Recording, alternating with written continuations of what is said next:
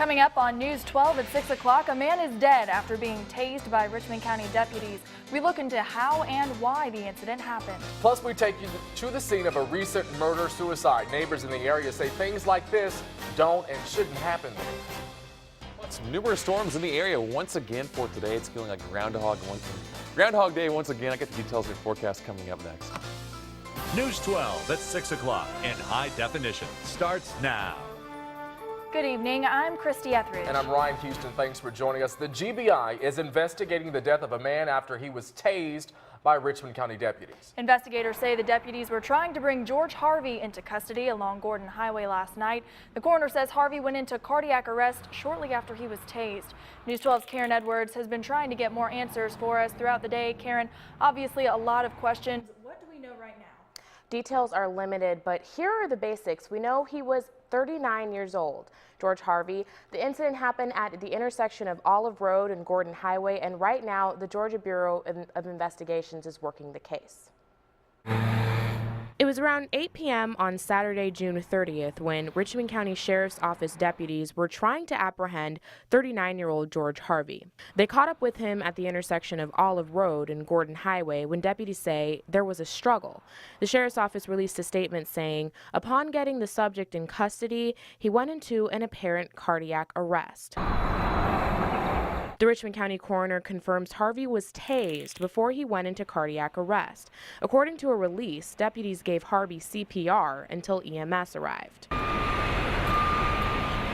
Witnesses tell me the struggle ended right here, right outside of this gas station. They say there was a very large crowd, many deputies, and that they did see him apprehended. Many tell me they didn't know that Harvey had passed away until they read about it this morning.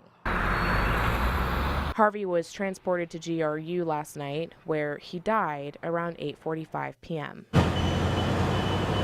As News 12 reported in March, the Richmond County Sheriff's Department began phasing in the use of tasers earlier this year. It's going to be great for our department because it's not only going to protect our officers, it's going to protect people that we're dealing with on a daily basis. Each deputy is put through a special training course, and as deputies told News 12 in March, training includes deputies getting tased to help them better understand the weapon they're using. The investigation into Harvey's death is just beginning. The GBI is now handling the case to investigate the use of force, and an autopsy is scheduled in Atlanta tomorrow. A lot of questions still unanswered. GBI reps tell us they have not yet filed an incident report. We've also reached out to the Richmond County Sheriff's Department, who tell us they are officially on pause today and not answering any further questions until tomorrow. So right now, still no info on how many times he was tased or whether he had a pre-existing condition. Well, Karen, thanks. Good job on that story. But what do we know about Harvey?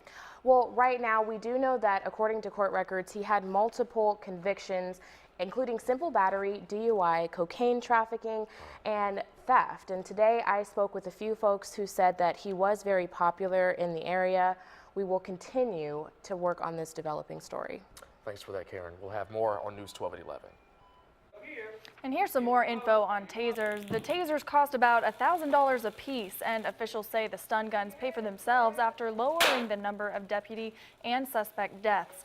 Also, in April, a few top cops got awards for using a taser on a woman trying to commit suicide. She dropped her gun after being tased and was taken to the hospital. After News 12 spoke to them in March, the sheriff's office says everyone in the department will eventually be issued a taser.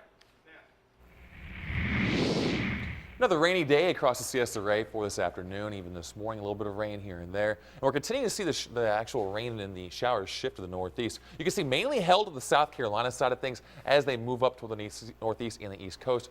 But quite a bit of rainfall has fallen in quite a few areas. In fact, we got some viewer photos I'll show you just in a few moments. And it's pretty astonishing when you see how much rain actually fell into some isolated areas. All part of basically this broad area of clouds moving up the eastern seaboard, laid along a line of a stationary cold front that's basically right across the eastern part of Georgia. Now that's going to stay there for the next few days. I'll have more details on that coming up in a second. But 73 degrees for your current temperature at Augusta Regional, 72 at Daniel Field. You can see winds not too that bad right now, about 3 to 7 miles an hour. But here's what you can expect for tonight. We're looking at basically 71 by 8 p.m., 70 by 10 p.m. And we're going to hold steady around 70 with the cloud cover overhead. Isolated sprinkles and showers are possible through the night, but not likely for most of the CSRA. But don't worry, plenty of chances of rain in the forecast. I'll tell you just when and when we'll drop. dry out coming up in just a few moments, guys. Thanks for that. Now we have new video just in from a gospel concert. Now check this out. A church official says the man in the brown is Sharif King, the concert promoter. Now King told News 12 last week that he did not handle any money or receive any money. Church officials released this video that they say shows the total opposite. Dr. Charles Goodman says the church's only role in last week's concert was to provide a venue. Pastor Goodman tells News 12 there was a contract between the church and King to only house the show. Hundreds paid $20 or more to see gospel acts like Tamala Mann and Vicki Winan. She took to Twitter to call him a scam artist and a thief. King, who works for Dower Records, denies those claims. We did not receive any funds. As a matter of fact, our attorneys have drafted a demand from Tabernacle Baptist Church for them to honor the agreement that we had subsequent to the rental agreement, which called for us to receive a 30% split off the door. He's a liar and a thief. Wow. On News 12 at 11, we're digging deeper into the surveillance video. We'll have the full story tonight at 11. The coroner says a former Richmond County Sheriff's Office lieutenant died this morning from natural causes. 65-year-old John Brown worked many years with the Augusta Police Department, which then merged with the Richmond County Sheriff's Office.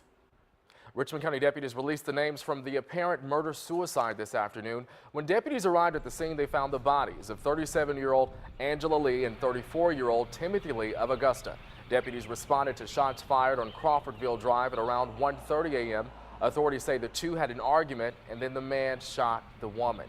Then they say he turned the weapon on himself. Neighbors say they hadn't even heard of the incident. Scary. It's scary to know that people are in the neighborhood that do things like that, and then we don't even know anything about it living here. The Richmond County Coroner's Office says both died of gunshot wounds. Autopsies will be performed at the Augusta GBI Crime Lab on Tuesday. DJJ Commissioner Avery Niles says sexual misconduct violations at Georgia's juvenile detention centers is still at the top of his mind. This follows a federal survey that alleges Georgia juvenile detention centers have some of the highest rates of sexual abuse in the nation. Commissioner Niles says his agency is doing its own investigation too. He suggests if anyone knows anything about sexual abuse at any local centers to go to djjnewsandviews.org. And we're at the end of the National Operation Dry Water Weekend. It was all hands on deck this weekend for Georgia Department of Natural Resources. It's one big push before the 4th of July holiday weekend to raise awareness to have a designated driver on the water. The mandatory age for wearing a life jacket just went up from 10 years old to 13 years old if a boat is in motion. Plus, blood alcohol content moved down from 0.10 to 0.08. And with these new rules in place, the DNR is ready to hand out some citations. Boating and drinking go together. I mean, it's always have. Boating is recreation, and of course, drinking is recreation. So they bring the beer with them, and that's fine. We want them to come have a good time. We just want them to have a sober driver. Last year on this weekend, there were 19 BUIs, 73 citations, and 145 warnings. But this year, DNR says we've had no BUIs so far in our area. And we know times are tough for some, but it may get a lot tougher. Your Georgia power bill may soon rise if this company gets approval. Plus, GRU is in the clear today as two universities reach a settlement. Another Regents University is saying okay to GRU's new name. Well, late night showers may continue through tonight as the wet trend really continues through the work week.